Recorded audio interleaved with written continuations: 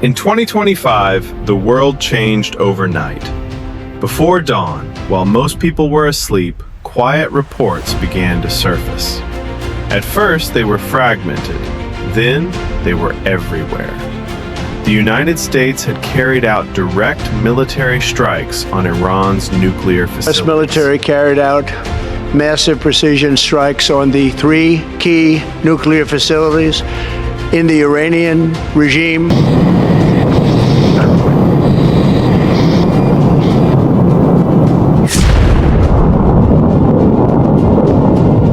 Within hours, news alerts flooded phones and televisions. Governments called emergency meetings. Global markets reacted with fear and uncertainty. This was not just another breaking news story. It was a moment decades in the making.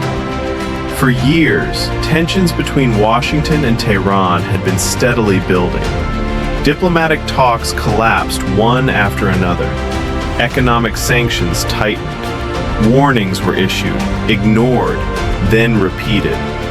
Behind closed doors, intelligence agencies monitored every movement, every signal, every underground site hidden beneath layers of concrete and rock.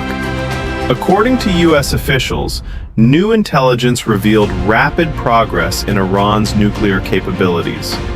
Progress, they claimed, had crossed a dangerous threshold. From Washington's perspective, diplomacy had stalled and time had run out.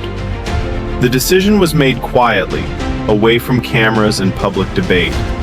It was described as limited, precise, and necessary. A strike designed not to occupy territory or change a government, but to delay a nuclear program seen as an immediate threat. Preparations unfolded far from public view. Satellites adjusted their orbits.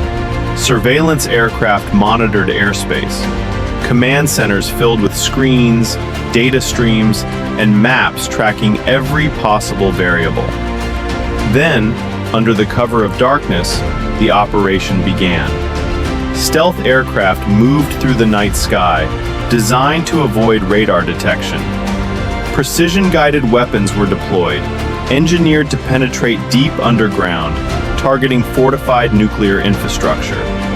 At the same time, cyber operations disrupted communications and air defense systems, delaying any coordinated response.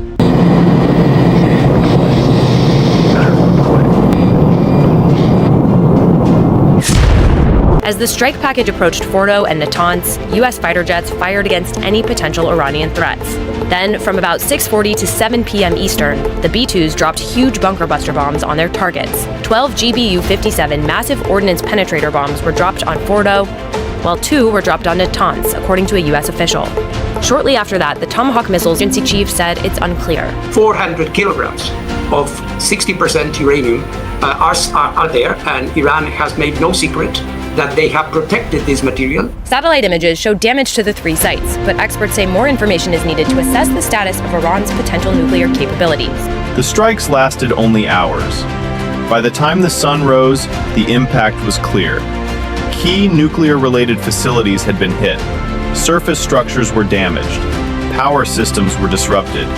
Access points and tunnels were rendered unusable. According to official statements, Iran's nuclear program had been pushed back by years. Iran's response was swift and furious.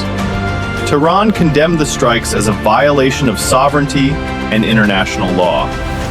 Military readiness was raised nationwide. Missile systems were placed on high alert.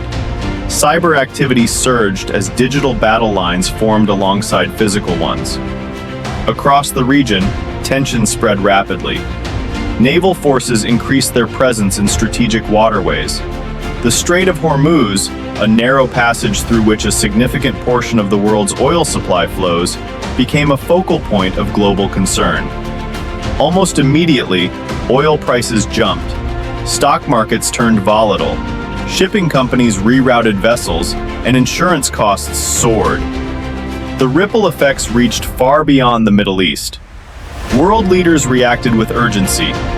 Some governments supported the U.S. action, calling it a necessary step to prevent a larger crisis. Others warned that the strikes could destabilize the region for years, or even ignite a wider conflict. Emergency meetings were held. Diplomatic calls crossed continents. Behind public statements, intense negotiations unfolded, aimed at preventing further escalation.